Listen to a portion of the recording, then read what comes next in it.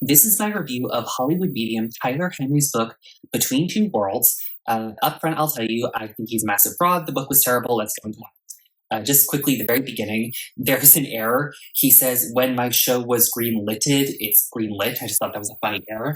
So he claims by now, he was 20 at the time he wrote this book, and this is just when he was becoming famous with his show on ETV, that he had done over 1,000 readings. He said that he didn't understand his gift when he was a kid, which started at 10. His first psychic reading was when he knew his grandmother was going to pass away. He said that he didn't understand his psychic powers, so he pored over libraries trying to learn about them and found nothing, which I'm like, really? Nothing? Okay. He says that he gets very visual and sensorial messages from ghosts, but then also he says he can predict the future, so he sometimes calls his gift psychic clairvoyance or spiritual clairvoyance or whatever. Sometimes, in certain passages, it felt like he was ripping off the show That's So Raven. I think he wanted to be Raven Simone as a kid, but then again, so did he also. He said he knew his grandmother was going to pass away at the age of 10. I don't really know what the difference in psychic powers is. If it's like how it's ghost related versus being able to see the future. A lot of people don't make appearances to loved ones, he says. So he says a lot of like ancestors and dead relatives don't make appearances to loved one because they don't want to mess up the grieving process harder. That's why they don't appear to people, but sometimes to him they will. Okay. He called it clairvoyant telepathic powers. At 13, he told his friends he had a gift. He calls himself a clairvoyant medium. And he had his friend at 13 research what Tyler actually was. He said he learned to filter out information that he doesn't think is important. So that's kind of sus. And then later on, he would say he can't filter it out because he gets overwhelmed. So contradiction. He said, the timeline of this is a little bit weird. There was a man in downtown Hanford, California, where he's from, who owned a shop and gave him some shop space. And that's how he got a name for himself. And he was still underage at this time. Like he said, lines of spirits at this time were coming to him nightly. And that he could feel like them pulling him. He said he felt a spirit come to him when he was had a battle with vertigo. He said a spirit came to him and it gave him a nightmare about water. And he alludes that the spirit that came to him was a kid who died of drowning the same day he almost died of drowning in the water. And if that's true, that's just a terrible thing to do. Exploit another person's death for this. It's terrible. A ghost can be his spirit guide, or a spirit guide can be other forms. Yeah, like I said, it's very wishy-washy. Visions of torn lace can mean divorce. That's like some symbolism he gets. This is just a scam reading kind of describes. He said during a reading, he saw the number 3, and a client said his brother, who died of alcoholism, is one of 3. That's the connection, that's vague. Then that could have been any one of the siblings. Why the one that died of alcoholism? The client said he was impressed that so few images meant so much. Okay, yeah, because Tyler was just cold reading, just jumping from something, hoping something would land, and then just any minor detail, he lets the client make a connection. And I don't know, was he still a minor when he was running the store that got him famous, the one in downtown Hanford? Also, he said he wasn't close to his dad as a child, who rejected his psychic powers. I kind of feel if like psychic power is like code word for gay. He said his dad was conservative. He said he wanted to be a nurse as a kid. One of his nursing teachers, who used to be one of his clients, was like, you should definitely do this full time. But I thought he was already doing it full time when he had the store. He says he always sees vague symbols a lot of the times what the spirits convey to him, which I kind of already said before. Like, for example, torn lace means divorce. I guess like wedding dress. He said that an elderly woman's sister who died came through as her in her child form, but then that he was focusing on another man instead about the symbol.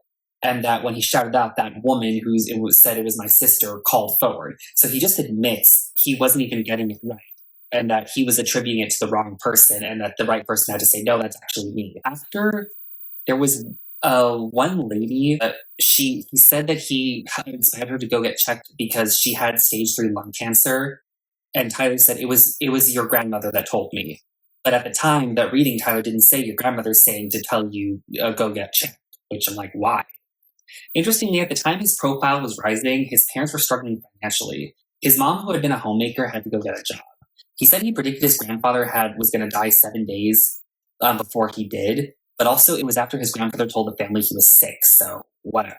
Another time, he said he got a headache behind the eye, and the doctor said it was nothing, but then it got worse.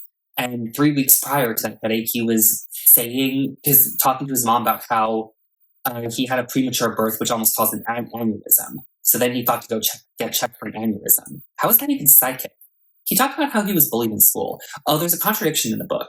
He said he avoided hospitals because they were a hotbed of spiritual activity, but why was he in nursing school? He talked about a stage reading once doing with an audience, and that he said, is there someone from Virginia? And a lady said, oh, my mom's name was Virginia. Like, that's so vague. Tyler said he had the urge to like pat his stomach because of health issues, and the woman was like, oh, I had pancreatic cancer. That's also vague. He said when the show was being pitched, there hadn't been anything on the air for a while. I'm like, you mean except the Long Island Medium with Teresa Caputo? He said also his dad never sat in readings, so he has daddy issues.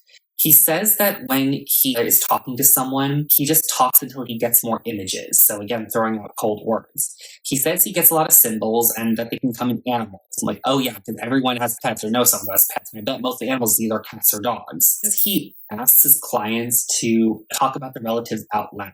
Yeah, so he has more behavioral material to work with. One time he said he was pulling up to a reading in Calabasas and he didn't know who it was, but it was for a filming project that wasn't the show. And surprise, it was a Kardashian. I'm like, yeah, it was a total surprise, especially since both were your show and theirs were on E. He said that also he only sees things that can be validated by other family members different than the client, which I'm like, yeah. Again, that's why you want lots of people around so you can have a wide range to work with. He addresses that he fishes for information or researches people prior. And he's like, oh, well, I just have testimonials, so I'm the real deal.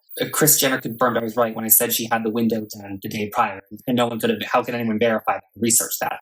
Like, you just saw the window had work done. You just guessed because you saw something changed about it. It wasn't looking normal. He says that readings are like rearranging a puzzle. I'm like, yeah, just because you just guess a lot. He says he felt a sensation in his feet, no one responding. And then he asked, did someone have mouth-to-mouth resuscitation? Someone's like, I knew someone who did. I'm like, how are those even connected? And he also said, information lands when needed. And here's another placebo effect.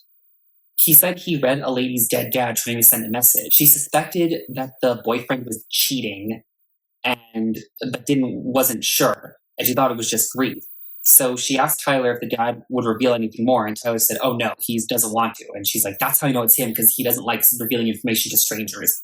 Like, that's just a placebo effect. He calls bundles of information spiritual downloads. So to clarify a previous point that maybe didn't say very well, there was one story he believed, which he said to a lady, it's like, oh, your dad's trying to tell me something. That lady was like, I wonder if my boyfriend's cheating on me. And she's like, but she didn't want to oppress her boyfriend because maybe she thought it was the grief would make her do something she regretted. So she asked him, like, is my dad saying anything specific? And Tyler's like, no, he doesn't want to reveal anything more to me. And she said, oh, that's proof you're real. That's got to be my dad because he doesn't like revealing personal information to strangers. So then she did break up with him because turns out he was cheating. Like, that's just a placebo effect to work. He says that often he makes friends, but he knows more about them than initially introducing because the spirits tell him things about them. I'm like, dude, they're gonna think you're a stalker. I don't believe that. There's just so many stories that just no way they could happen. They wouldn't turn out the way he says they would. So he, like I said, he calls bundles of information spiritual downloads. Here's some symbols, some certain symbols I wrote down that he says he gets a lot. Cracked earth means divorce. I thought torn lace meant divorce earlier. That's a contradiction.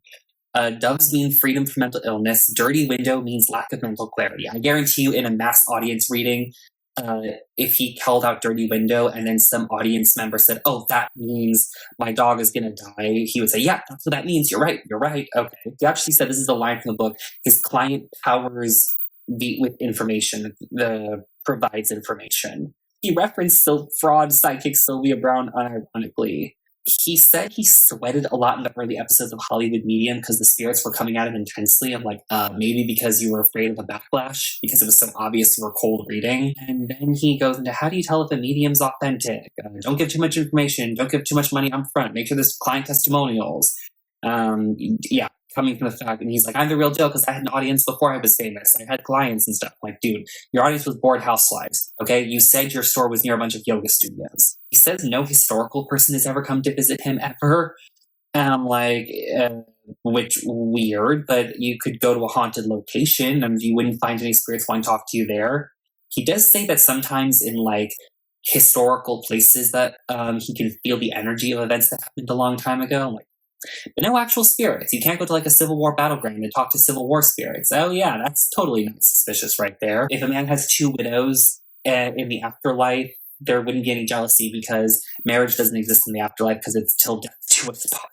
He actually said that. Like, yeah, this is just ridiculous. It's the most ridiculous hit. The whole book had the feeling of like a high schooler who didn't read the material and tries to compensate with a very personal confessional style essay using too much personal information as filler, vaguely connecting it to what the student vaguely knows about the reading material from Spark Notes. That's what the whole book felt like. There are 8 chapters total, and the last chapter was just frequent Q&A stuff. So overall, what a sad book. I think he had a very difficult childhood. He did say he was bullied a lot in school, actually, which I found interesting. And it seems like he didn't ever have a good relationship with his father.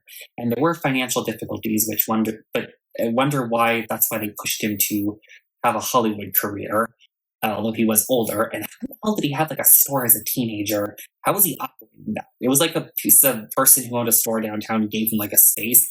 What were the hours of business? How was he getting clients? Or is it just so it was a cute thing people wanted to do because he was so young at the time, because he was around, 16 or so ish? Yeah. Overall, it's a very sad book. Overall, by someone who, I don't just, he was running out of reality show ideas and they nabbed him up. So yeah, there you go.